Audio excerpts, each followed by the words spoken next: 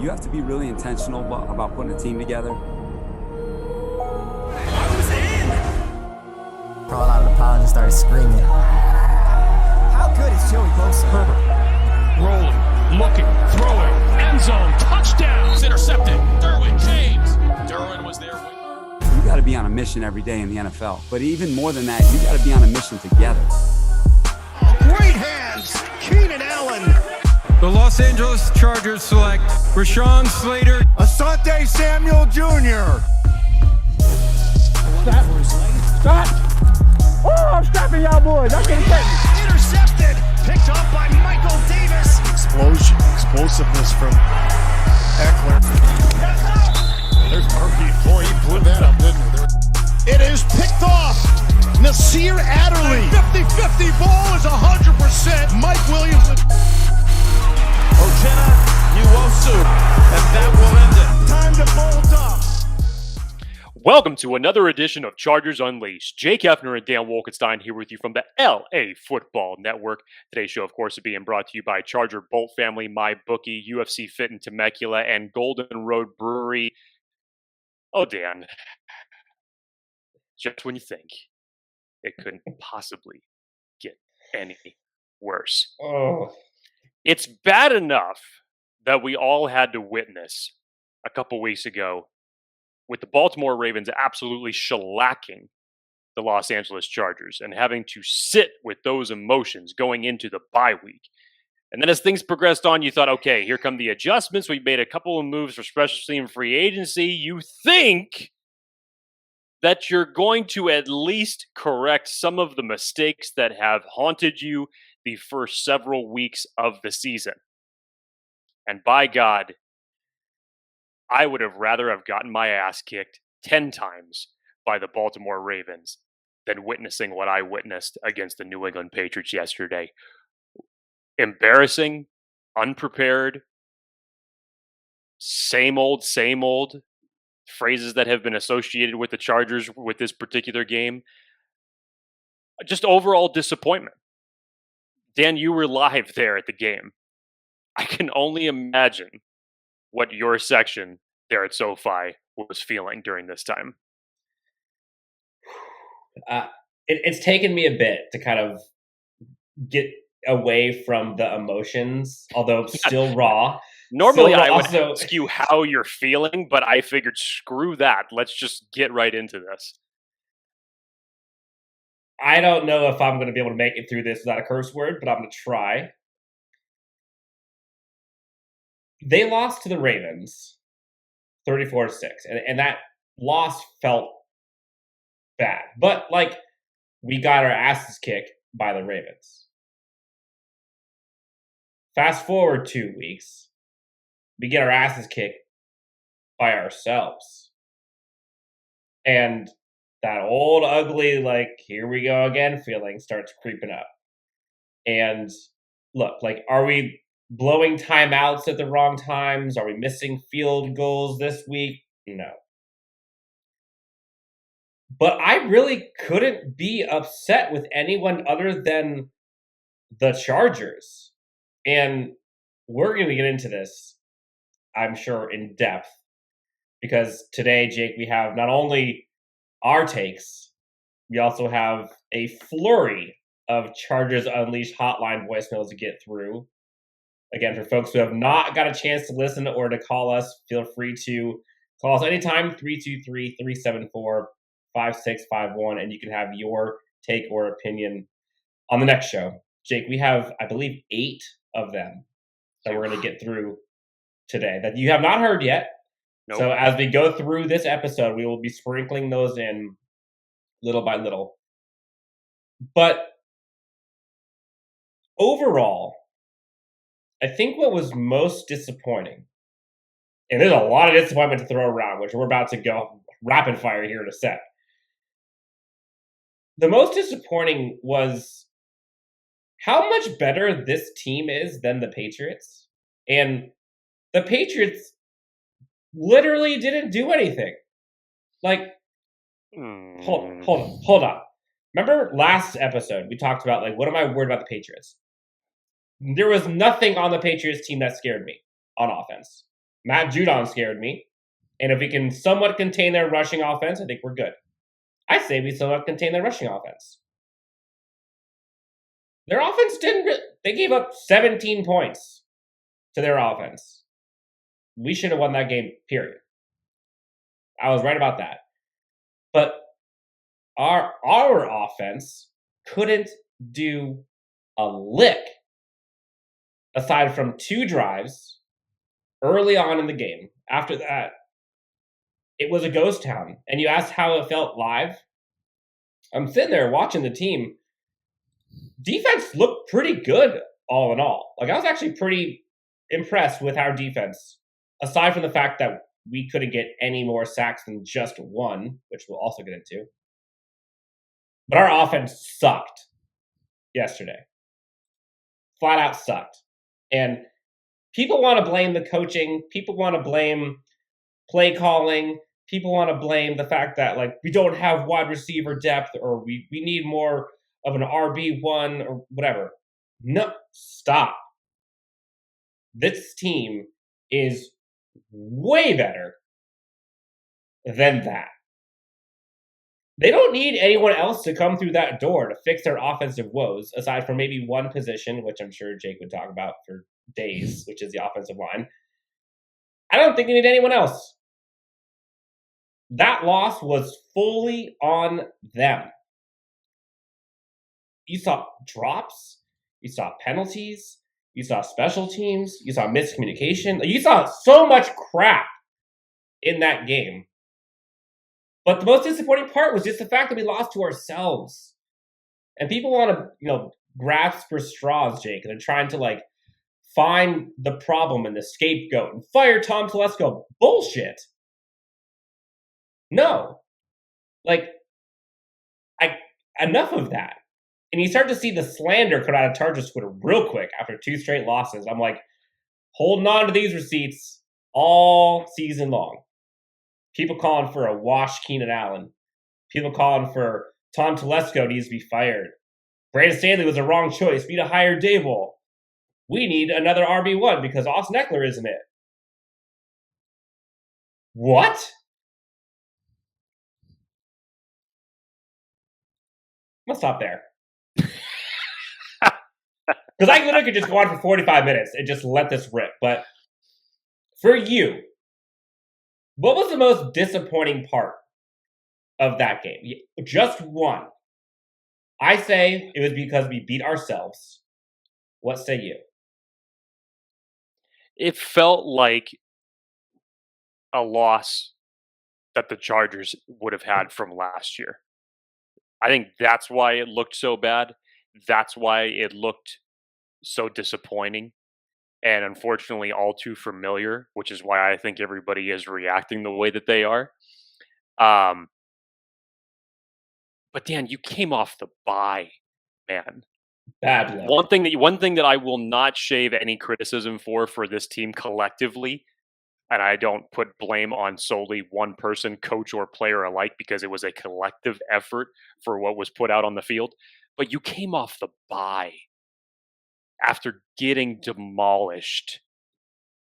And this is how you came out. Give credit where credit is due. As much as I can't stand the man, Bill Belichick is still one of the best defensive-minded coaches in the league. And he came prepared. And he came with aspects that the Baltimore Ravens threw at the Chargers a couple weeks earlier. And he came with aspects that he brought defensively against the Chargers in the 2020 matchup in their 45-0 domination win against us. Mm-hmm. Bill Belichick, aside from a win in 2008, has owned real estate no matter what city the Chargers have been in. Whether it's San Diego or Los Angeles alike, he owns real estate. He knows how to play the Chargers well. And it's like the old phrase goes that was about the Patriots for the longest time. They make you make mistakes and make you beat yourself. And sure enough, they did that. They did that. Very, very uncharacteristic game. Justin Herbert, man, Mm-hmm. Say what you will about the coaching and this and that, and I'll get to that in a second. But Justin Herbert looked lost yesterday to me. It just is weird for the way that they started this game and the drive that they were able to put up, and then what followed afterwards. Justin Herbert, for that standpoint, was obviously being harassed at the line of scrimmage. They threw multiple different likes at him to confuse him as well as our offensive line, more specifically the right side. They came creative. They came prepared. They came with those stunt blitzes that affected Justin Herbert a year ago. They were ready to go defensively. And I will say this. They are lucky from the standpoint that Mac Jones did not connect on some other passes that unfortunately ended up going incomplete, because this game could have gotten much more out of hand. Defensively, I thought it was a good effort. Damien Harris, 80 yards rushing, was the same amount that he had against you a year ago. He still ended up putting up one in the end zone. The running game to me was not as much of a focal point. But even still, and as much as that correction seemed to be, that I won't say fixed, but improved, Mac Jones looked like he had all damn day to throw that ball. You didn't get Mac Jones off the snide whatsoever. Zero. Joey Bosa on the other side getting double and triple teamed once again. That shouldn't be. Can someone step up and help him? Somebody. There you go. Unfortunately, we don't have 11 Joey Bosas and Derwin James on this team. I didn't see anything else coming from any other players in reality. I didn't. One Jerry Tillery sack. And that was right. And that was the disappointment. Other than that, Mac Jones looked extremely comfortable, stepped up as a rookie, did not seem, the moment didn't seem too big for him. And even though he wasn't perfect, he completed the passes that he needed to complete. Mm-hmm. And the Chargers were trying to make him beat him, which that's granted, that was the right formula to do. But he didn't even seem rattled back there because nobody was getting close enough to touch him. So real quick. So I kind of want to go through a quick recap, but just more so, Jake, the recap on like where things went wrong and how this is a matter of like beating themselves. So why don't we get through the first half? We'll do a couple of the voicemails. We'll get to the second half. We'll do 2 more voicemails. And then we'll go on to kind of what went wrong, how can we fix this, trade deadline talk, all that jazz. Buckle up, grab your favorite libation. In short, it's going to be a long show. Yes. So, Jake, got a new kicker, got a new kick return. We actually made all our kicks. One of the lone positives, Jake was on the money. It was bold enough and outrageous to be sold, but hey, if there's any takeaways, I would rather have a victory than my fucking bold prediction come true. Dustin Hopkins makes all his field goals, makes all his extra points. First quarter, Jake. I know we talked about Justin Herbert having an off day, which it wasn't his best day by a long shot. Who do you blame for batted balls? Is that an offensive line issue, or is that just chalk it up to kudos to the defensive line? It's a little bit of both. You always wonder why the gave hell up, can't I think, we 3 do or 4 of them. You always wonder why we can't do that. Like, why are we never in position that we can do that? No, it's a little bit of both. It's a little bit of both, man. It's definitely being prepared and well scouted. It definitely seemed like those balls, and Judon, I think, got at least one of them. I believe he did. But that's just good coaching and good preparation. Yeah. Because some of those passes that Justin Herbert was throwing, albeit second or third down, they were predictable plays for what was happening. Because the Patriots would take away X, Y, and Z, which would only leave one thing remaining. Justin Herbert, on the times where he ended up going through his progressions, went to the predictable option. And the Patriots were ready for it. All right, so So check this out. So Chargers hum down the field, get a quick 7. Keenan Allen shakes ankles and gets wide open, ends up getting a touchdown on Austin Eckler beast mode touchdown. That was great. For like 5 yards. The entire offensive line and tight end Steven Anderson pushed him in. The whole thing is great. But in typical Chargers fashion, you can't have a sunny day without having some rainy days. So what happens right after that? Patriots march right back down the field and put 7 back on the board. Holding on the first drive, 3rd and long, Jake, in red zone territory. Away from the play, Mac Jones scrambles. Kaiser White, great stop, forces the field goal. Nope. Holding. Opposite side of the field. Nothing to do with the play. Drive ends in a touchdown. Then Chargers get the ball back. First sack of the day to the guy I was most afraid of, Matt Judon, where apparently we don't need to block him. We could just let him come to Justin Herbert unblocked, free shot.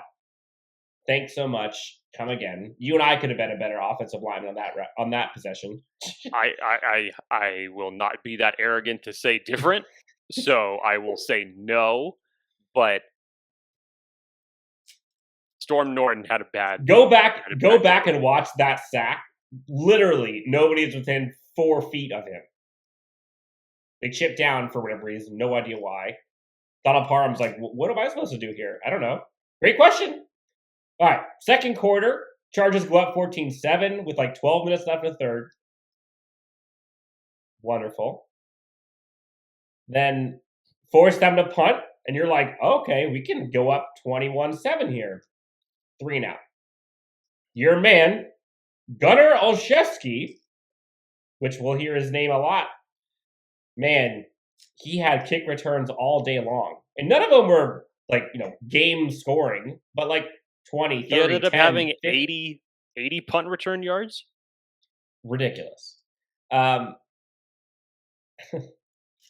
So our defense, again, like you said, actually does pretty well. Then beating ourselves, Justin Herbert, next offensive possession, runs into his own lineman for the sack. And then the next play throws a dime to Mike Williams, who then drops it, / is stripped by, I forget who it was. I think it was Devin McCourty, I believe. Punches it out, forces the punt.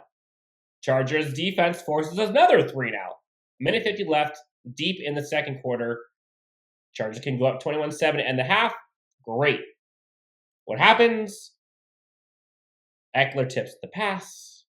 Goes right into good old friend Adrian Phillips' hands for the INT. New England then drives down. 1 point game, 14-13 at the end of the half. And after this, I'm thinking, man, Chargers had a real crappy first half. Somehow still leading by 1, I guess, but all right, we should be good. And as we all know, we were not good. So that's the first half, and that's the better half, which is the worst part. Jake, let's get into some of these voicemails. You ready? Let's hear it. Again, Chargers Unleashed hotline was Liddy City, as they say. I think we had 8 or 9 voicemails. So we're going to have to get through these. So we're going to kind of go rapid fire through these. We'll go 2 at a time as we get through. Jake? If you are sensitive to anger and profanity, just know that this is the disclaimer. I don't know what is about to be said, but I can have a good idea. So prepare yourself to hear certain things and prepare accordingly. Okay. First one from the 818 area code. Let's hear what they have to say. Oh, boy. Yo, what up, family? Both up, family, both gang. What's up, everybody? I mean, tough loss, but hey, we need to make a trade before the deadline, for real. If not, Phillips needs to go at the end of the year. I think it's time to make trades in the middle of the season, man. We got the pieces, but our run defense needs to get better so we can stop that and late in the game so we can have late game opportunities. But yeah, just Hakeem Hicks to the Chargers, please. But yeah, bolt up. We'll be good. We got Philly next week. We should beat them. No doubt. Let's go bolt up, baby. So Jake, fire Tom Telesco. We're good. Hakeem Hicks. Rush defense sucks. It's like a roller coaster of emotions in like 5 seconds. Look, I have an interesting feeling about this trade deadline. As trust me, I am in the majority of the people who would like to see the Chargers make a move. At this point right now, I don't feel that confident that they're going to make a move by tomorrow's deadline, unfortunately. And let's just say this. I think people, much like they were for like the kicker situation, considering that Dustin Hopkins was our 11th kicker since 2017, to remember how it was just like, dude, just sign anybody. Just sign anybody and we'll be happy about it. I feel it's very similar type of emotions for this trade deadline. It's just like, do a trade. Forget who the hell it is. Show us something. Send every draft pick you got to try to do something. Has Telesco done it in his tenure? No, he hasn't. I know that that's something that we've all been clamoring to do, and the Chargers are... If the Chargers were sitting at a 6-1, 7-1 record, maybe they go get something like Aaron. Maybe they ended up winning this game. If they ended up getting to 5-2, it would probably make a hell of a lot more sense. It really does. I'm just thinking to myself, especially after what the Rams did today with Von Miller, how much draft capital are you willing to part with? And tell me one person that is going to fix your problem. Because as much as I would like to say that the rush defense is the only problem of this team, it is not. The last time I looked, Akeem Hicks plays along the defensive line. He does not block for Justin Herbert. And that is, unfortunately, another big problem that we are dealing with right now. So the bitch about this entire situation is that everybody says, oh, Telesco never does anything. He never does, XYZ. He should be on the phones calling people, blah, blah, blah. Who's to say that he doesn't? Yes. Has he made the move? No. I understand the frustration of that. But it takes two to tango, people.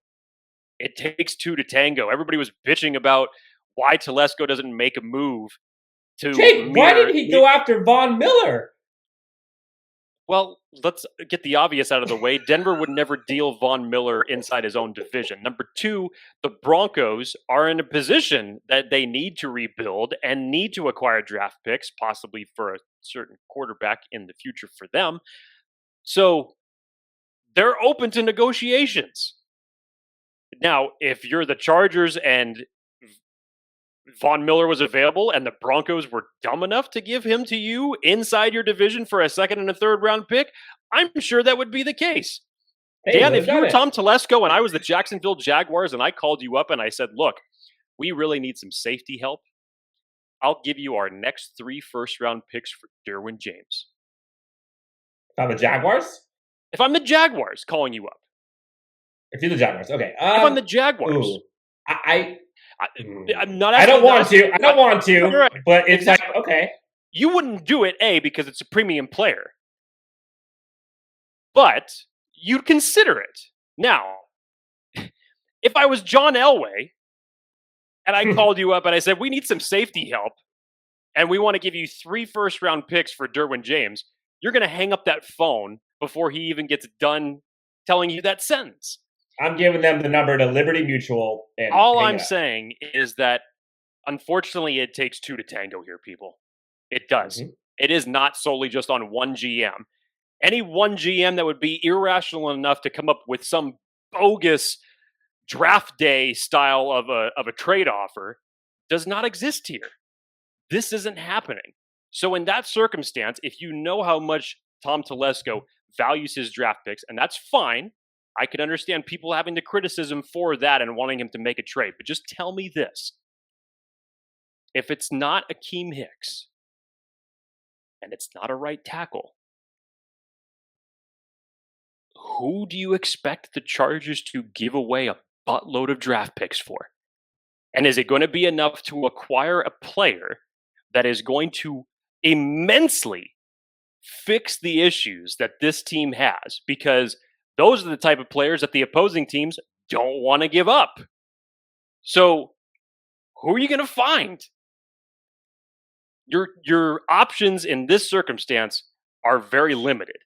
And that's the other hurdle that the Chargers have to get over. And the other part, before we get to the next voicemail, Jake, is people have to think about what is the goal for the team in trading for someone right now. We'll talk about it in a bit, but think about that. Like, are you trying to get a Super Bowl? Are you trying to offload cap? Are you trying, like, what are you trying to do with this? And would that actually fix the problem? Sneak peek, no. Jake, let's get to the next one. For the 570 area code. As we get started with these, Jake, we did put out the question, like, okay, how do the Chargers fix the problem? And a lot of the voicemails are going to be about like ways the Chargers can fix the problem. I'm sure there are also going to be some about just venting and emotions and frustrations. That's what I'm expecting. But the theme for me that I would like to at least try is, as we go through all of the negativity of what happened during this game, let's try to be productive. And how can we resolve this? Man, I thought you were going to be much more in your emotions. I think you've pulled back a little bit. Oh, I'm not done. We haven't even gotten to the second half yet. Trust me, it's about to go crazy. I'm a little disappointed in you on this first half. Okay, 570. Let's see what the area code has to say.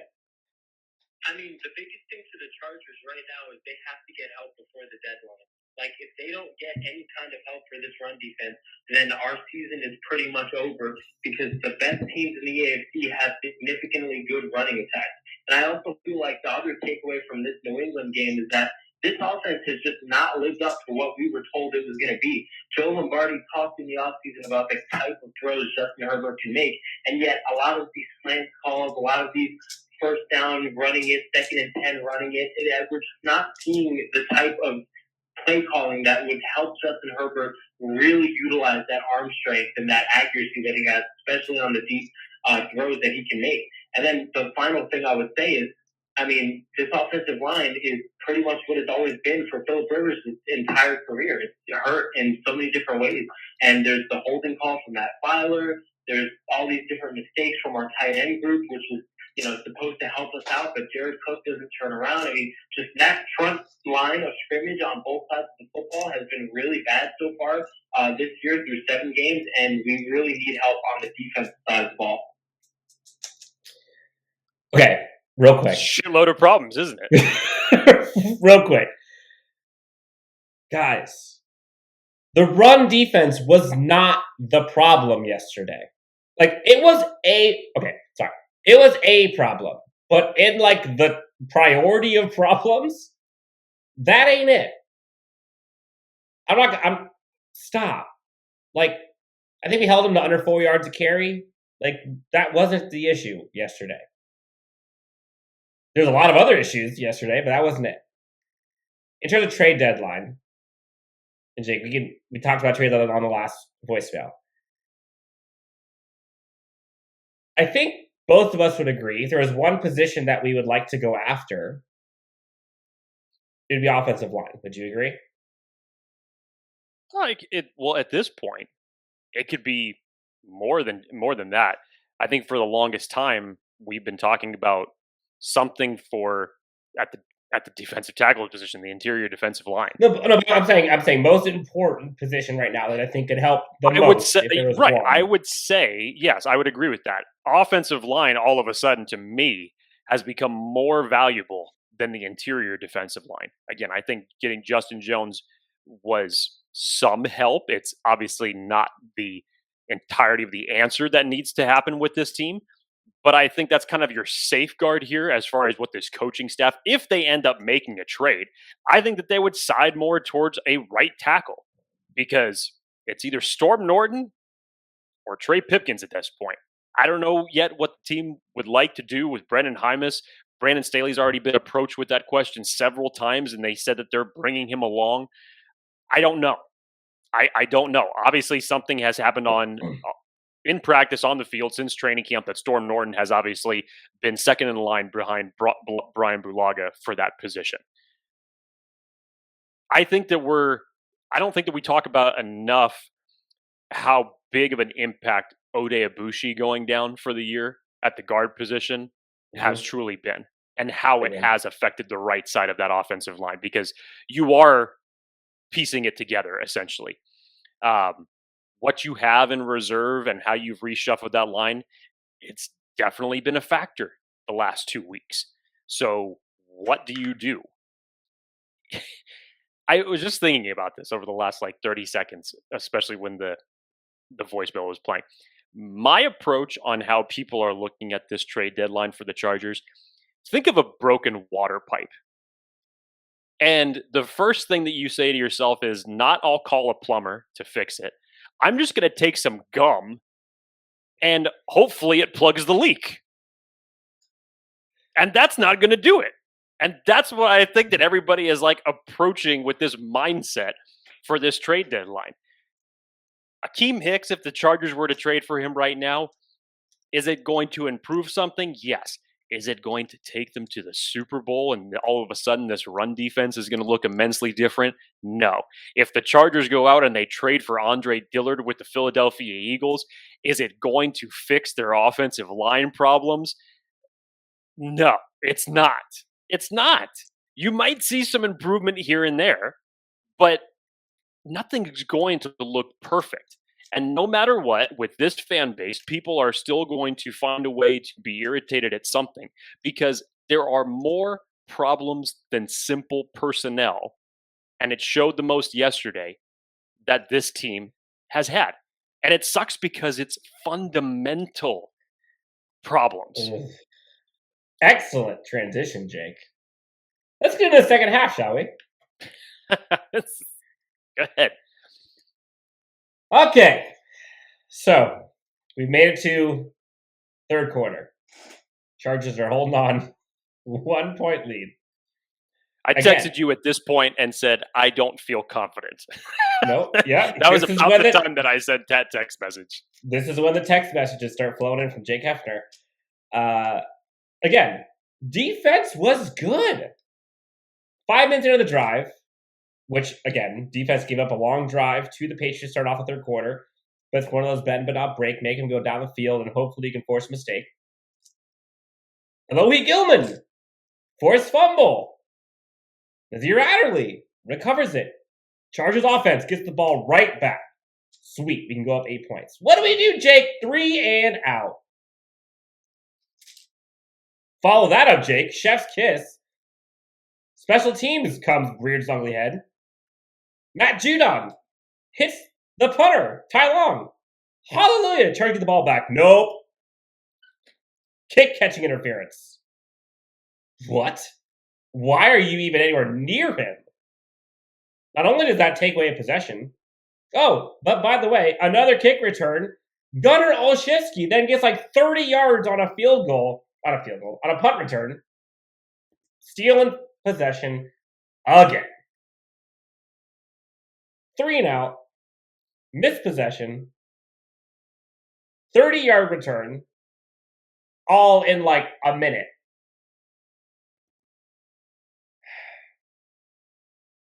Then, further on in the third quarter, 2nd and 20, Jake.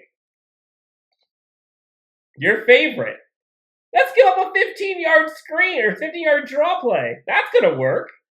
Let's just give them a field goal range. Cool. 48-yard field goal. New England's up 2.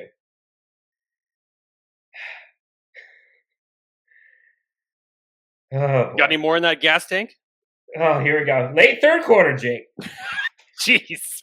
Next offensive possession. Chargers get a great first down run. Break down every single drive with frustration and malice behind his voice. 20-yard run by Austin Eckler. Great start. Feeling confident. Okay, finally, we're going to go up 1. We're going to go up more than 1. Chargers drive ends because Justin Herbert decided to throw it to Keenan Allen in coverage by 8 people, it felt. Well, I think there was at least 3 guys near Keenan Allen, and he had 2 guys wide open on that play. But I think the Chargers were a little shaken at this point, Justin Herbert especially, and was just eyeballing Keenan Allen the whole way. The linebacker dropped in coverage. Flamed out. Dustin Hopkins did make the field goal to go up 17-16. Chargers are now in the lead again, going into the fourth quarter. Let me pause you real quick, Dan, because I just want to touch on that because that goes into what I was just saying a couple minutes ago as far as the fundamental issues for this team. I don't know what Justin Herbert is doing when it comes to third down, but he is, to me, especially these last two games, he has not seemed like he is going through his progressions well enough. He seems so off kilter on both of these games that the only person that he could look to throw the ball to was Keenan Allen. He is getting way too Keenan Allen happy. And even regardless of that, the throws are being made, you still have to catch the ball. Dan, do you know that two of the Chargers wide receivers are in the top 5 when it comes to drops? Keenan Allen being number 2, Mike Williams being number 4. Think about what kind of help is this supposed to give your quarterback? To Justin Herbert's fault, it's yes, some of the times I can't understand why he's looking at Keenan Allen's direction when he has 2 or 3 wide receivers right around it, because that must mean that someone is wide open on the field or at least in single coverage, which to me gives me a hell of a lot better chance than to throw it to Keenan Allen and as opposed to going to someone else.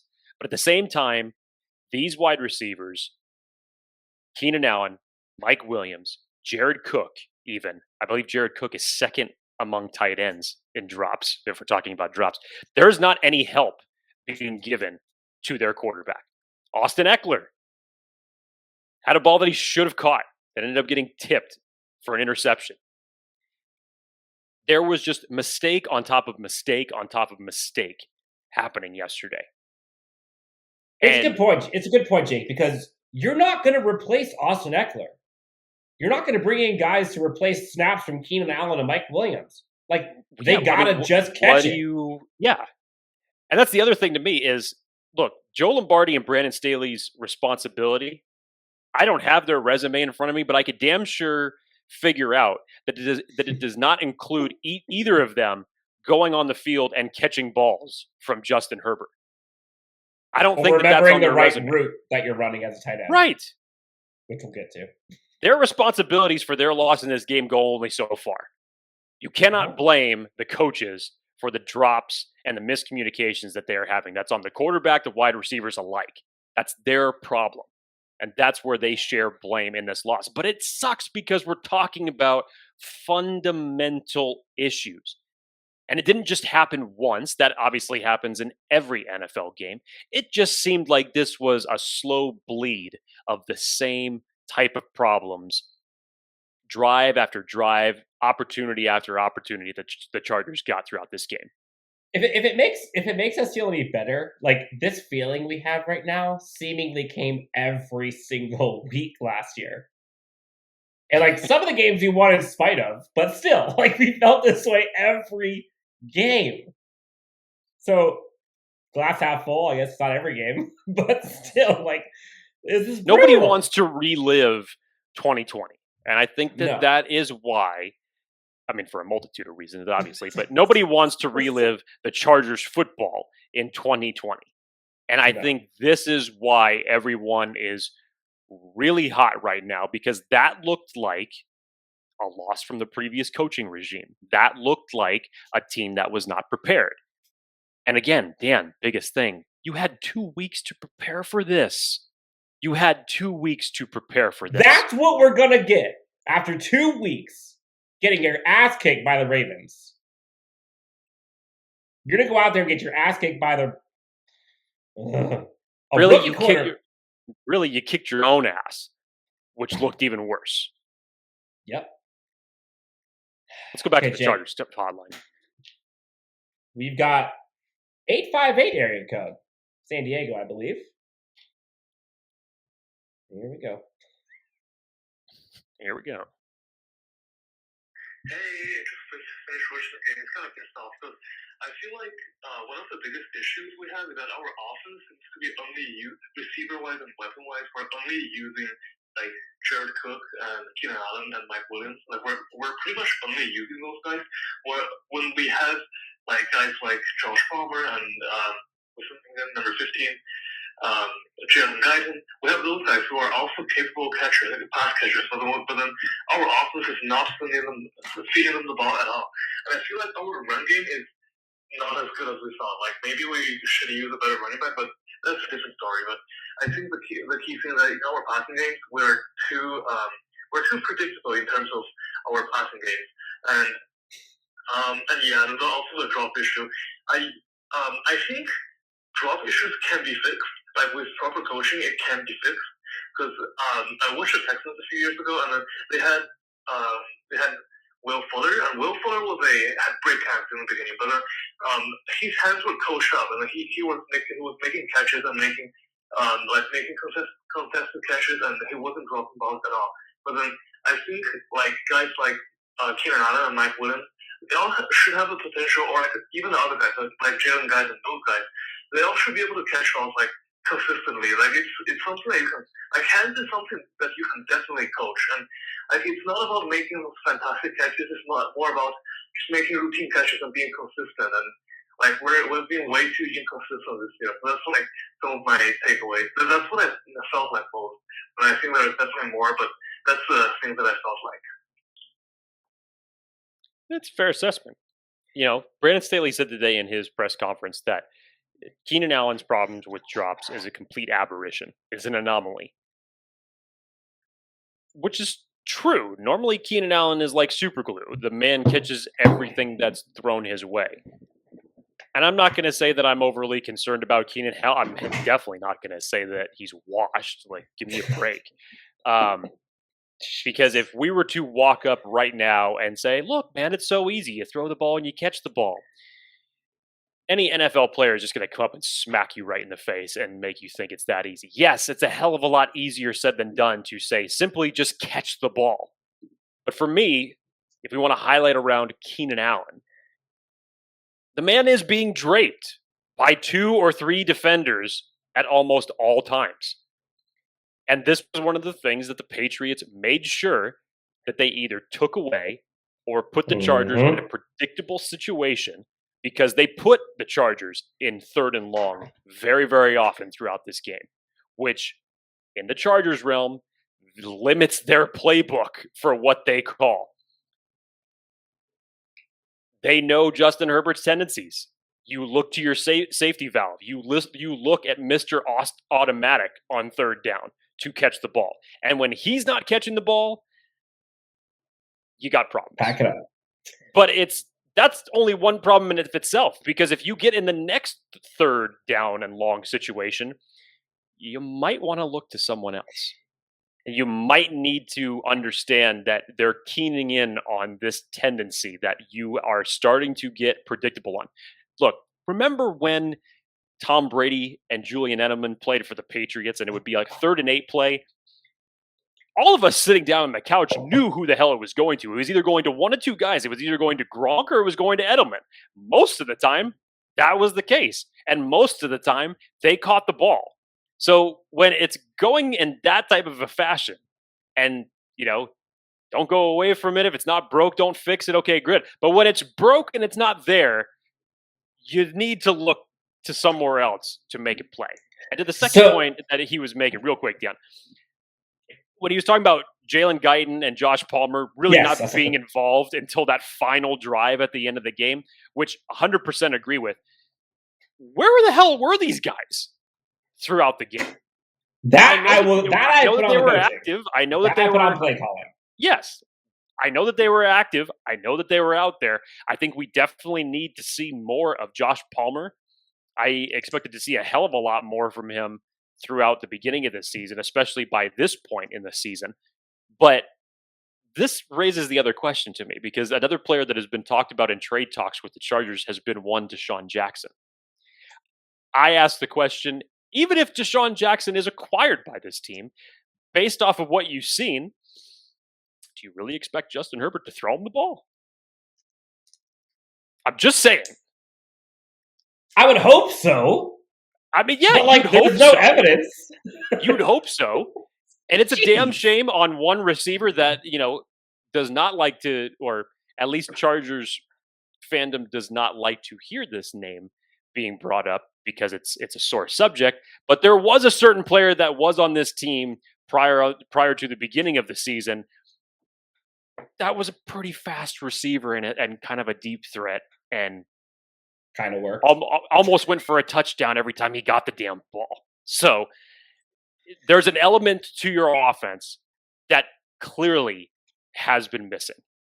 But at the same time, do you really trust him that he's going to throw it to whichever guy is going to be that next guy? Is he going to be utilized in the offensive scheme? I have no idea, because there are so many layers to it than just the Chargers and going out and acquiring somebody. Matt from Jersey called in, Jake. Let's hear what Matt from the 609 area code has to say about that wonderful performance by the Los Angeles Chargers. Oh, man. Hi, it's Matt from New Jersey calling, man. I don't know what to say after that game. Can we please fire Joe Lombardi?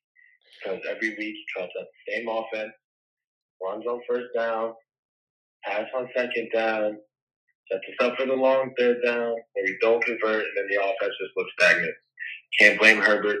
Can't blame anybody else besides Joe Lombardi. Staley has to grow some balls and fire him. Maybe Darius Swayze too, because the coverage, our punt coverage is disgusting. Our kick coverage is disgusting. Which is a terrible time the last 2 weeks to be a Chargers fan. Okay, so to wrap it up, Lombardi should get fired. Switten should get fired. It's a fire sale in Chargers. That solves all of our problems, apparently. 2 losses, and everybody's ready to blow it up. Now, I'll say this. Yes, the predictability of the Chargers play calling was definitely still there. I didn't see anything different. And maybe this is part of the disappointment, Dan, and definitely something that I hold over Joe Lombardi and Brandon Staley's head on this, is that we heard Brandon Staley was going to be more aggressive on first and second down. We didn't get that yesterday. Well, okay, hold on. I think at least 2, I want to say maybe 3 of the batted balls all came on first down. Okay. So that's 3 times where the Chargers were actually doing what they said. And for whatever reason, because the Chargers can never get this happening to them, batted balls taken away. Now, predictable, maybe. Like, did Bill Belichick think, all right, they're probably going to throw more on first down, so let's get our hands up, ready on first down? Maybe. But, like, they kind of did. There wasn't, like, that part I'm not going to take truthfully. Because I didn't feel that in that game, the Chargers lost because they were running it on first down.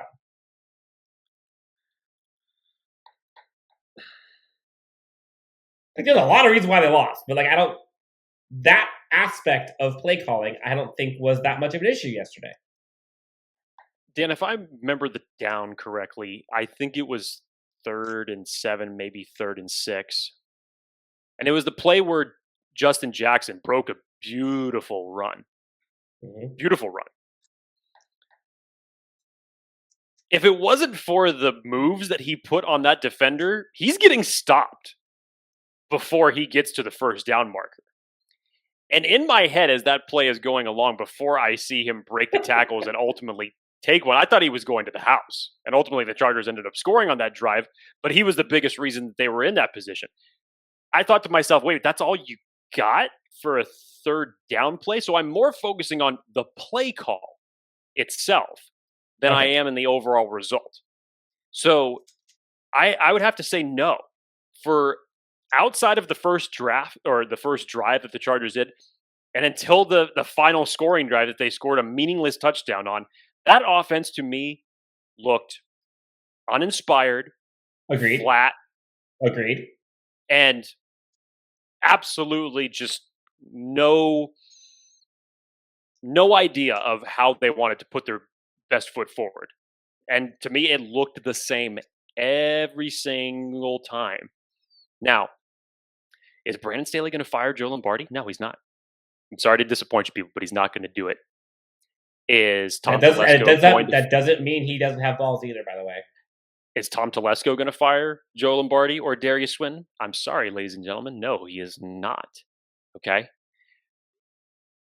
Tell me a coach right now that you're going to go out off the street in the middle of the season and try to expect an overall improvement. Tell me historically, other than Ron Rivera, when we have switched coaches, whatever positional group we are talking about, has anything improved?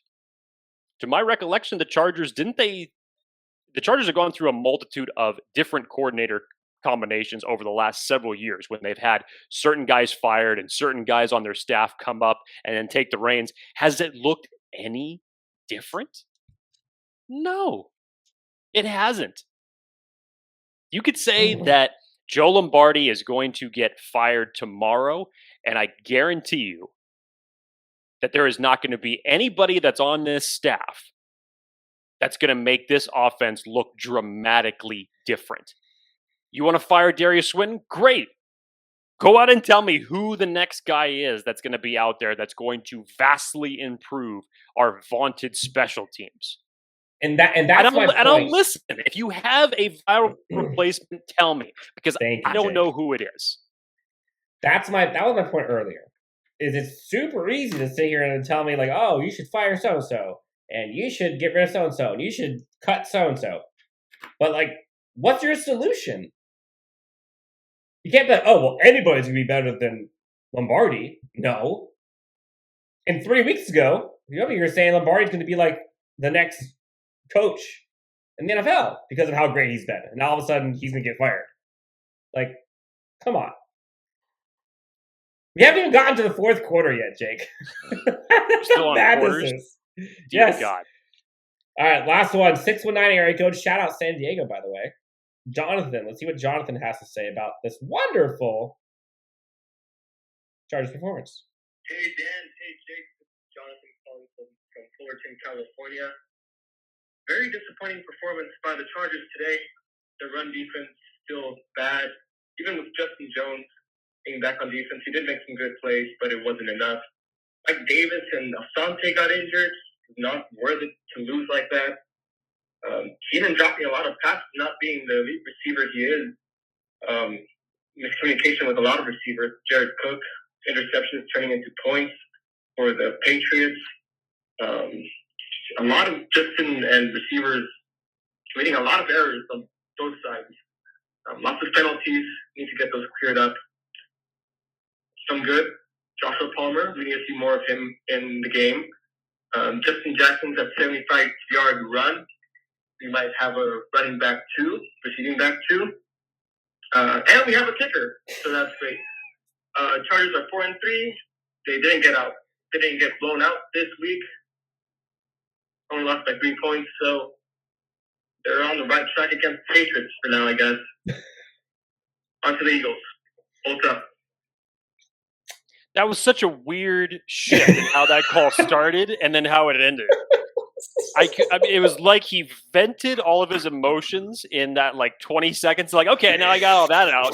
Now I'm just going to concentrate on, hey, let's move on. We're good. Let's move on to the Eagles. But look, there's one thing in there. There's one thing in there that he said that I've been saying for several weeks. I have been arguably the harshest critic about this rush defense, and I've been doing it since July. I have always felt uneasy about the depth of this defensive line that we had behind us.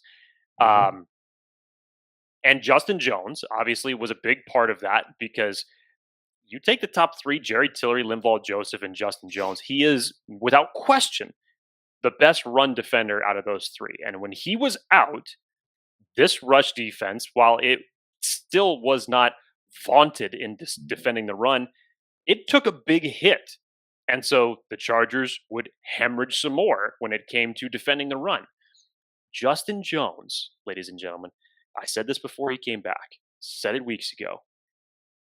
He's not going to magically fix something. It looked better, yes, But this is not going to be some type of dramatic improvement to where the Chargers go from worst in the league to by the end of this season, they're going to finish like 11th.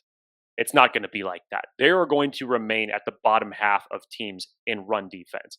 And I assure you that before this season is done, you're going to see teams having rushing games much like it was with the Baltimore Ravens, with the Cleveland Browns, with the Dallas Cowboys. And I tell you now, unfortunately, that even with Justin Jones back, and you go out and you want to acquire another interior defensive lineman, it's still not going to be a dramatic improvement on this team.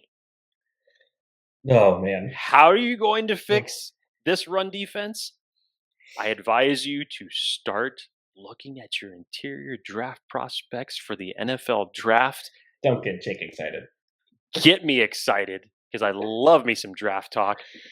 Go look at them, start looking at them now, and hope to God that the Chargers can acquire one of those when it comes to draft time. Or look at free agency, because the run defense problems do not get fixed until 2022. Well, Jake, we're on to the fourth quarter. Biggest problems reared their ugly head today, right now. So, Jake, like I said, for the most part, Chargers defense did their job.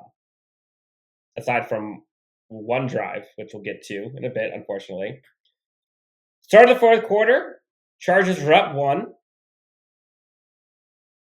I apologize. Yes, Chargers up 1. Derwin James, huge stop, flies off the field. The whole defense goes over and shakes his hand. Everyone's excited. But then, Jake. Then the offense had to come on the field. Oh, not even the offense yet. Special teams holds on the return. Chargers start on their own 6-yard line, Jake. That's a recipe for success. God. Okay. Then, get a first down taken back on a hold by Matt Filer. Love it. Thankfully, they did convert on a third down pass at the middle to Keenan Allen, which he did have some catches yesterday. And a touchdown. Then Jared Cook, I think it was Jared Cook's fault. I don't know if you've gotten confirmation yet. Decided to turn the wrong way. And both are to blame. Gifted Adrian Phillips. Shout out. Still brings a tear to my eye every time I think about we could have had him still on our team for like $3 million. Which, I mean, it's all the money, but $3 million for him? Absolutely. Pick 6, takes it the other way. Chargers are now down again. Jake, next offensive possession. Holding on second down, takes them back, 2nd and 20. I love seeing how hard this is for you. Keenan Allen wide open, middle of the field. Ball goes right through his hands. Right through his hands. I saw this live. I remember watching. I'm like, this felt like a Madden game. We're like, how did that just happen? I couldn't see how close it was to like actually being caught until afterwards. I'm like, that was right through his hands. Chargers punt. Jake. Patriots get the ball back with over 9 minutes left. What do? This is the Chargers defense that I did not like. And this is what I think reminded me the most of like 2020 Chargers. I don't know what the hell they were thinking, but they gave up a 6+ minute drive when they needed a stop. 6+ minute, including burning all 3 of your timeouts to go down 10. And the way that they were converting it was like gifts on Christmas morning. You're seeing play action passes go for like 20 yards to where like the guys can actually try to fall in bounds after the first down. You're seeing runs outside, easily getting first downs, staying in bounds. Hey, at least their wide receivers caught the ball. You're seeing 10-yard ends, nobody pressuring him. I don't know what our soft coverage was all about then. At that point, the game was over. Once they kicked that field goal, sure. Like, if you could have had some miraculous come from behind, onside kick, blah, blah, blah. Sure, you had the Joshua Palmer touchdown in garbage time. I'm not even counting any of that. Although, done in a, like, highlight reel, great play, love it. That's where you lost the game. You know, we always talk about, like, how do you end the game in the halves? You give up a 6-minute plus drive to the Patriots when you need to have it, burn 3 timeouts, and then go down 2 scores. That was the gut punch that I had to sit with during traffic, on my way home, at night, watching all the Chargers Twitter on fire about talking about Lombardi, talking about all this stuff. No! You should have just flipped on the next Marvel movie in the order and made yourself feel better. Basically felt like Endgame. Actually, no, it felt like Infinity War, where just like, cool, half people die. This is awesome. Great end of that movie. Spoiler alert, sorry.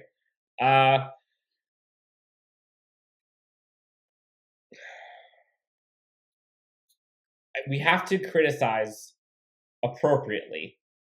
We can hold people accountable. We can be upset. But, like, let's be smart about what we're talking about here. Like you said, Keenan Allen dropped balls. Mike Williams dropped balls. Jared Cook ran wrong routes, potentially. Austin Eckler dropped balls. Our offensive line held. Special teams sucked. Like, none of that has to do with Lombardi. Or Staley, in my opinion. None of it. Maybe, of all of the coordinators, Switten's probably the one of the hottest of hot seats. But I don't even think it's a hot seat. But he's probably the one that's most in the doghouse, I guess, just based on the performance of that team. But, like, call a spade. Like, the Chargers beat themselves. Sucked. The guys that you expect to ball out didn't. In fact, were hindrances of your team winning. Justin Herbert, before that last drive, was not very good. What was it, like 12 for 27 or something? Like $150. Like, they got punched in the mouth by themselves. Like, and that's the part that just kills me. It's like, in the past, it's like, all right, we got a pretty good team, but like we shouldn't win. But like, look at yourself, we had a much better team. The Patriots offense didn't really do anything.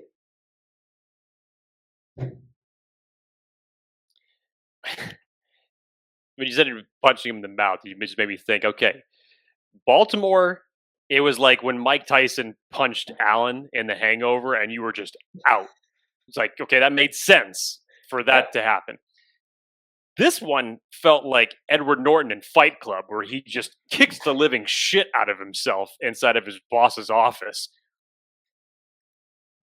But this felt more like a traditional Chargers loss in a game. I hate that we could call it tradition, by the way. You know what? And unfortunately, it's become that, Dan.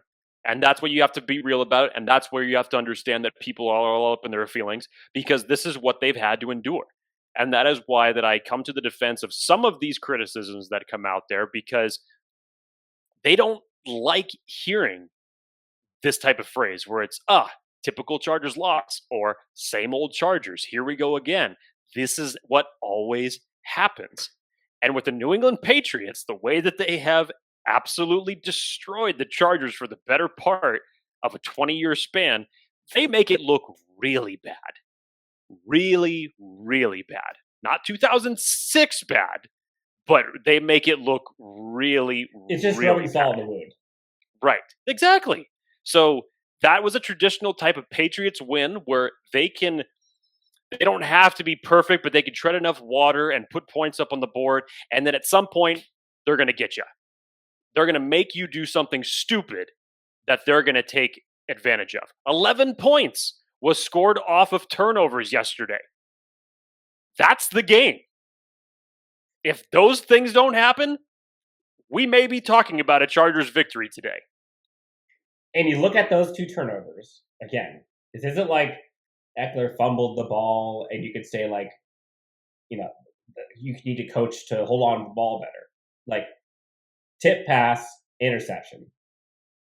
The second one, miscommunication at best. At worst, someone ran the wrong route or threw it the wrong way.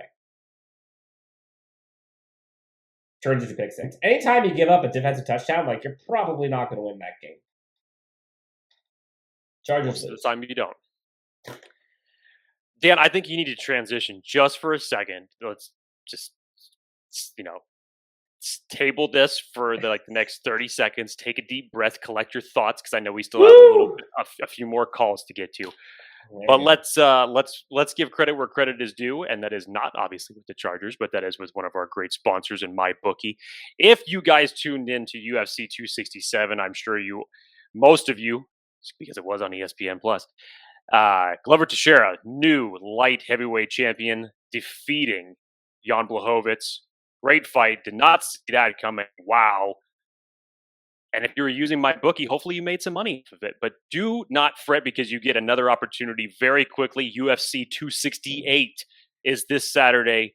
Kamaru Usman versus Colby Covington 2. If you have been following that rivalry, you know what that's about. It's a hell of a stacked card. Should be very, very excited about it. So don't wait to place your wagers. Go over to mybookie.ag. Use the promo code LAFB. That's LAFB. Do it now. Thank me later. Bet anything, anytime, anywhere with MyBookie. All right, Jake. We're going to fly through these last 3 voicemails, okay? We're going to play them rapid fire. Can you play them, at the same time in succession so I can just watch? I guarantee you there's going to be, if you play all 3 of them at the same time, at some point they're all going to say the exact same thing for 2 seconds.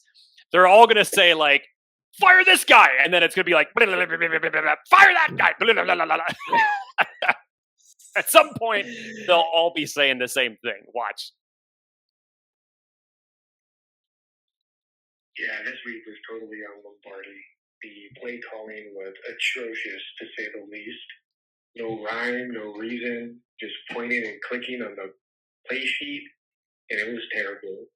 They need to get Herbert in some kind of a rhythm, some kind of a scheme to unleash his ability, because this Dinkin and Duncan bullshit isn't doing it. We were a more explosive offense with the worst terrible.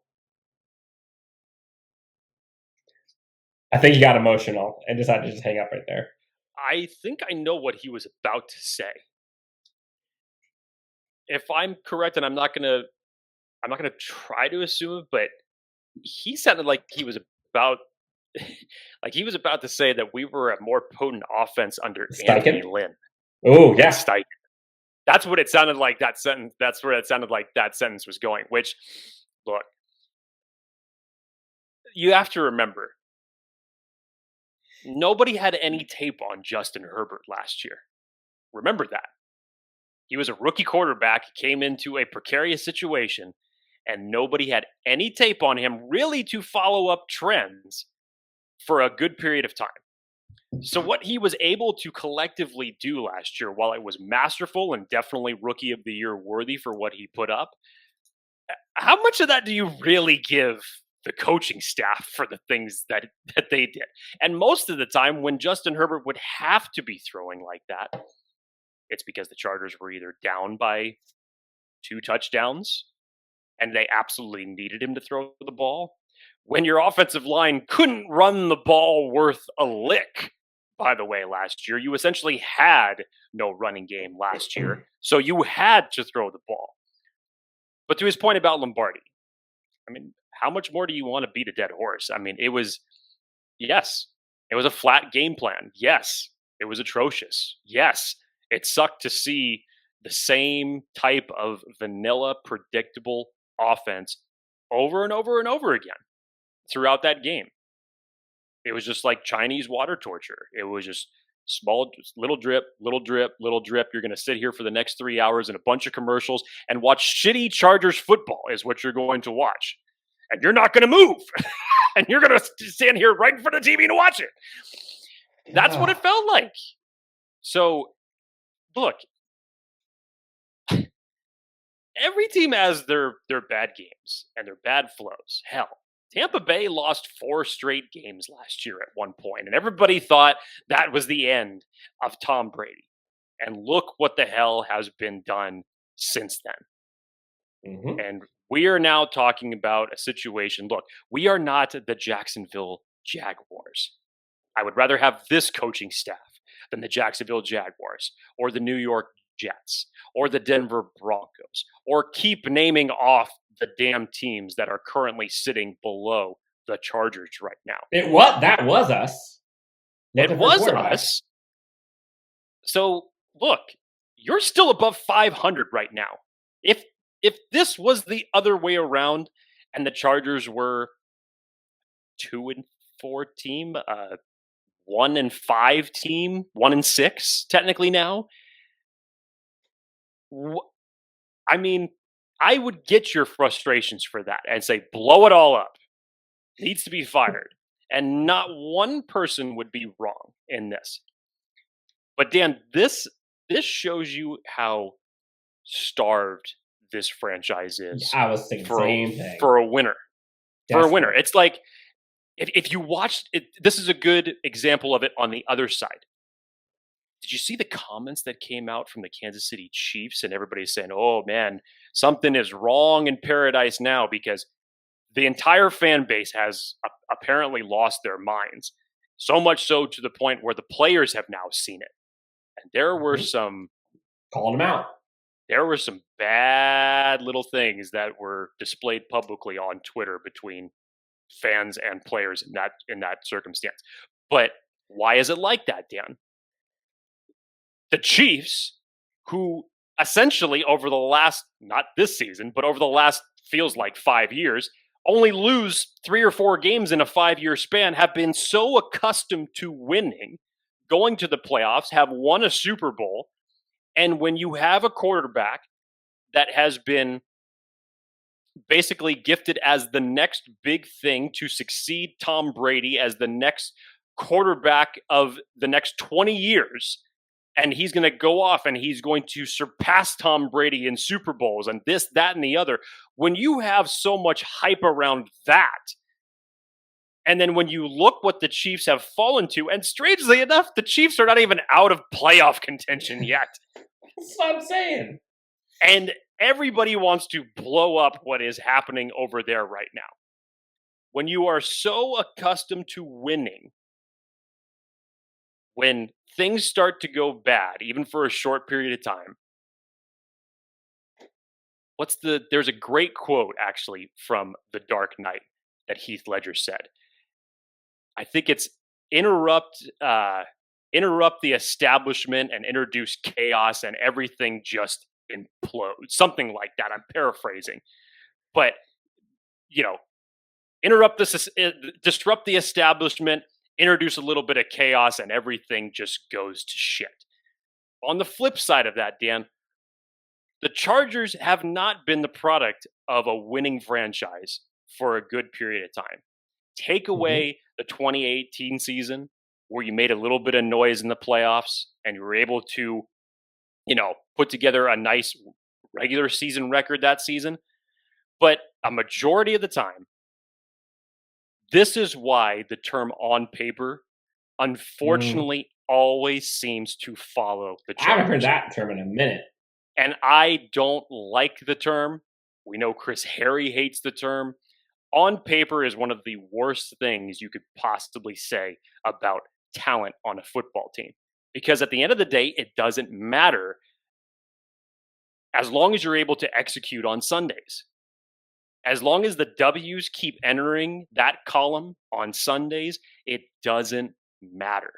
So you could say whatever the hell you want about the talent of this football team, but it's everybody's responsibility alike. players, execution, coaching, development, obviously personnel. It's everybody's damn fault. So stop thinking that it's just one thing and that magically it's going to be fixed, because guess what? We heard that as soon as we were going to get Norv Turner out of the head coaching position, this team was going to go berserk. And then we had to endure a period of Mike McCoy. Once we get McCoy out of there, man, it's going to be a completely different look. And then you got Anthony Lynn. Once we get Anthony Lynn out of there, man, it's going to be bam. And now 7 games into the 2021 season, here we are again. It's fire they're this 4-3. guy, fire They're that 4-3. guy, trade this guy. Come on, man. Jeez. It's not that simple. Unless you can tell me who a viable replacement is going to be right now, not in the offseason, because you want to fire him right now. Who's it going to be? I get the frustration, Dan. I do. I sympathize. Yeah. I am definitely the pessimistic one. I am also frustrated. So I gravitate to it, but I'll say this. Tell me what the solution is, and I will gladly listen to whatever it is that you have to say. Thank you. All right, Jake. 909 area code called in Sunday night, so I had a little time to think about it for a bit. Let's see if they were able to calm down, give us a rational take. What the fuck was that? I've been pretty patient with small party, but this one right here, what the fuck? You literally got that thing going. Oh shit, my son's fucking mad at that. But no, I've been a fan for a long time. I'm pretty patient. I know, this and these players, this and that, but hey, you got Mike Will. You got King Allen. You gotta mix it up and you gotta target those guys. I've seen some things out of Herbert, yeah, he is coming up. This is something that you can see a growth thing. But you gotta make it easy on this guy. I know how good he is, but it's easier to make it on him. Hey, throw it here. Throw it here. Throw it there. What do you guys just let me know? There was more than one person that was frustrated in that call. They made a baby cry. It was palpable, obviously. Oh. I don't know what else. I don't know what else to add to that call, because that was about. I mean, I'm not even talking about the obvious. I'm simply talking about what he was saying, because everything that he said is exactly what we've been talking about on this show, Dan. Other guys need to step up when certain guys aren't getting it done. And yes, to me, Justin Herbert has gotten a little Keenan Allen happy. He does need to look to his other guys, but when he does, for the love of God, catch what the man is throwing to you. All right, Jake, last one. We're almost there. And again, thank you guys so much for calling and taking a part of this with us, because, look, we're all in this together. Jake likes to say it. We're all in this together. And sometimes this could be like therapy, not just for us, but for everybody. So keep them coming. We appreciate you guys sharing your emotions with us and with all of our viewers and listeners. Last one, Jake, coming from Mississippi. Let's hear what Matt has to say from the 228 area code. Love it. Hey, this is Matt from Mississippi. I just want to go ahead and give my opinion about that game from today. So my takeaways from that is, what's the significance of the loss of Pat Hamilton? Number 2, it's time to stop blaming these coordinators for the issues on special teams or offense and defense. It's time to strictly on the personnel of the defense, offense, and special teams. Tom Telesco has put nothing on this roster that's Super Bowl contending, and it's been like this for the past 5+ years.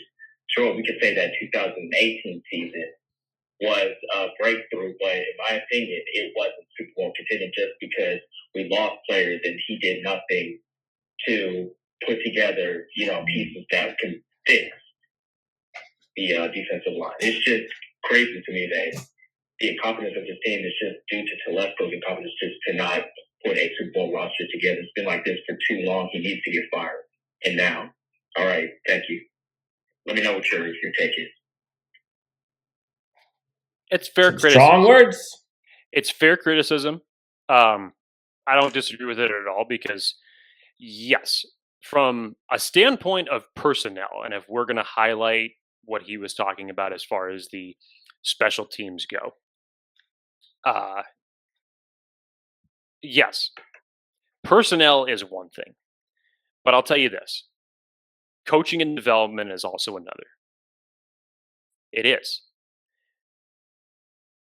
You look at certain players that burn out with teams that they're drafted by, and they go on to somewhere else, and all of a sudden they start to flourish. Why do you think that is? That wasn't just a different taste in the water. That's someone that's able to fully unlock their abilities. So you could tell me that the Chargers could have 6 first-round draft picks, hit a home run on 2 of them, which in the Chargers' case is probably how it would go. But essentially, it's like, six players, all first-round picks, blah, blah, blah. And if you give them to a substandard coach that does not know how to develop them, Mike Williams, then what else are you supposed to do as a GM? As a GM. And I get it. The common denominator here is the fact that Tom Telesco, obviously, for his stance and his position with this team is, he's been through the Mike McCoys, he's been through the Anthony Lynns, so he's had some time to develop this team. So personnel can only take you so far for when you draft them. Now, I'm not taking Telesco off the hook in any circumstance because I get everybody's frustrations for, not having this guy or not having that guy, or you should have traded for this guy, or you should have signed this guy in free agency. I get all that. And that's totally fine. And that's justifiable. But again, you can only take it so far. So is Tom Telesco's blame to share for offense, defense, and special teams? Yes, it is. From a personnel standpoint, yes, it is. But it is not solely his fault because the last I checked, it does not have Tom Telesco as defensive coordinator or offensive coordinator or head coach or special teams coach on this team. Or wide receiver. Or wide receiver. So that is on them. You put your trust in your coaches to develop your players properly. And unfortunately, for certain situations, it's not getting done. The part that frustrates me about this, blame on Telesco, I think that there is certainly blame to be had about maybe his struggles with third-round picks, or the day 3 picks that aren't coming in as much as they should. Trade deadline. I get it. Valid. I would have liked to see something over his tenure where he's making some type of a play like this for somebody to come in and fix a problem. Yes, I would like to see it. But where I draw the line, Jake, is when people go using yesterday as a microcosm for why Telesco should be fired. Because if you pull that string, hold on, you pull that string, okay? I'll go that way. Jake, the reason we lost yesterday, I would argue, was because of some critical mistakes, mainly by your stars. Austin Eckler, I don't think was a bad draft pick. Dropped a pass, turns into an interception. He wasn't drafted at all, but I get your point. Brought in. Sorry, free agent. My bad. Undrafted. Mike Williams. People were shitting on him until this season, which, to your point, you need someone who can actually develop them. So now, are we saying Mike Williams is a good pick or a bad pick? Which one are we going to go with? Because the last 3 years, you're saying he's a bad pick. Before last week, we said he was a great pick. Now we're saying Tom Telesco's a bad GM. Keenan Allen, I think, is a pretty darn good receiver. I don't think that was a bad pick. Keenan Allen dropped some balls yesterday. Is that on Tom Telesco? I don't think so. Now, Tom Telesco could be to blame a bit for the Adrian Phillips being the guy that intercepted it, but that's for a different story. Tom Telesco didn't do any of that. And that's with your star players. So you're telling me that if you had a different GM, we wouldn't have Keenan Allen, we wouldn't have all these other players? Like, it just isn't that simple. Now, there is blame to be had about like the underbelly of this team in terms of depth. And a lot of that, you can say, there's always this argument, like, is it personnel or is it coaching and training? And I tend to believe, I mean, it's both, but I tend to believe that in the past, it has been more that we have not been able to bring these guys up. I don't think we had people teaching them like fundamental stuff like we do now with this coaching staff. I want to touch on one more thing that he talked about, and basically his first question as saying, what were our thoughts on the loss of Pep Hamilton? I loved Pep Hamilton as part of this coaching staff. I think it was an extremely great thing for what Justin Herbert had for him as a quarterback's coach to be part of that staff. Now, I will say this. As far as his overall development goes, I don't think that Justin Herbert has done a complete 180 of his rookie season. So let's not try to take it like that. Also, let's be reminded that Justin Herbert has been on a coaching coordinator carousel for the last 4 years, going all the way back to college. He is equipped to adapt to that. He's smart enough to adapt to that. I would absolutely have loved it if we could have retained Pep Hamilton as our offensive coordinator. Hell, I would have liked to have seen it happen last year to inject something different, to see if we could have injected something different. That didn't end up happening. My point to all this is that at the end of the day, Dan, as you had said, yes, is there some blame to be made on the coaching and the coordinators and the lack of game plan, especially when you had 2 weeks to sit on it and prepare? 100%. But at the end of the day, you still have to go out there as players and execute properly. And Dan, this whole thing has just been really weird because I know you were mentioning the microcosm, and there's a point to that, by the way. Dan, as we said, this loss against the Patriots felt like a traditional Chargers loss. Chargers are going to charge you. They're going to shoot themselves in the foot at some point. It didn't feel like the ass-kicking that was Baltimore. But look what the hell has happened over the last couple of weeks just in the NFL in general. Baltimore kicks the shit out of us, then they lose the following week to the Bengals. All of a sudden, oh yeah, look at the Bengals. They're great. They just lost to the Jets. Everybody was high and mighty on the Tennessee Titans. Go out and kick the shit out of Buffalo Bills, and they come right back on a short week. Or no, I'm sorry. I may have had that backwards. 2 consecutive victories, Dan. Who did they end up beating just in a short time frame period? I can't remember who it was. But they had 2 really good convincing wins. And then yesterday they were still able to get the win out over the Colts in a very bizarre overtime win. But then you just lost why am I saying that? Derrick Henry for the entirety of the year. And nobody is probably more valuable to their team right now than Derrick Henry. So look what just happened there. The Patriots went against the Saints, who lost their starting quarterback and still lost to a Trevor Siemian-led team. We should know who Trevor Siemian was. We used to play him in our own same division for a period of time. And the defending Super Bowl champions just lost to an offense that was led by that. So again, my point is, talent only takes you so far.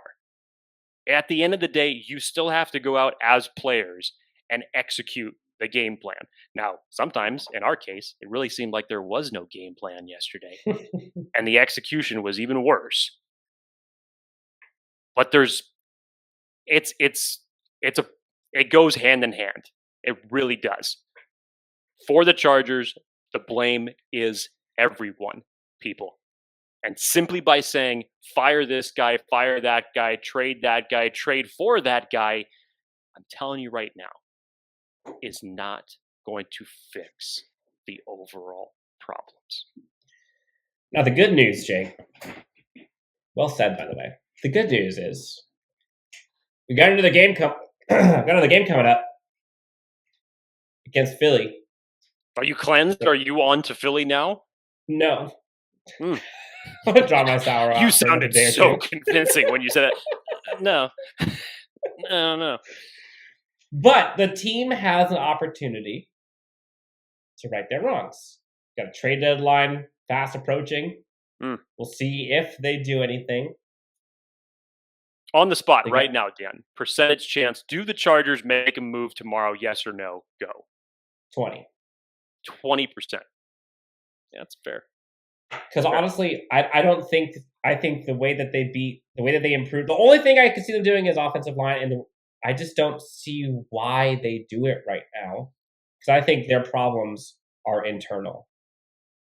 I mean, I think they have a good enough reason to do it now. If you're one of the people that's looking for a trade acquisition at the right tackle spot, just want it noted that Brandon Staley definitely held Storm Norton and basically the right side of the line in high confidence, and still holds a lot of praise for them as far as moving forward. Again, what's he going to say as a head coach? Really, what's he going to say? We heard the same thing about Tristan Vizcaino, and then 2 days later, he was on the practice squad, and Dustin Hopkins is your new kicker. So take that what it's worth. Well, that was emotional. Thank you for everyone who dialed into Chargers Unleashed hotline. Do you feel cleansed, or do you feel no? Still I still pissed feel off? I still feel pissed. Like I don't know if it's. I mean, look. Anytime you lose the Patriots is not good, but losing to a rookie quarterback and Bill Belichick and to ourselves, and having to sit here and do all of the slander from everyone just 2 weeks after people talking about this team being Super Bowl contenders. Now they want to blow it up. Like, Usopp. See, Dan, whenever you have this moment of euphoria, whenever I come around to your side and I'm picking the Chargers to win on a week-by-week basis, and all of a sudden nothing but positivity is coming out of Jake Hefner's mouth, what universe am I living in? I can say now it's my turn, because I get so much joy to see this side of Dan Wolkenstein. You're sick. When you are down, pissed off, because I like seeing this emotion out of you. It's not all rainbows, butterflies. It's not there anymore. Let's get real. Let's take this team for what it is. This is your happy place. It's not the team we thought they were. Okay? Can we be fixed? Do we still have an opportunity to right the ship? Yes.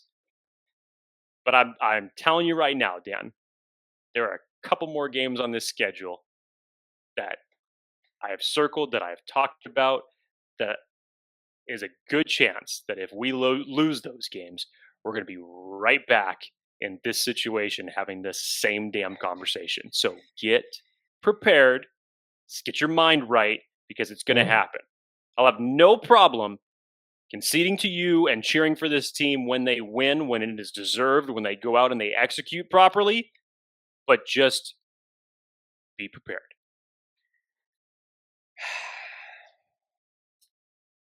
Man, that one sucked.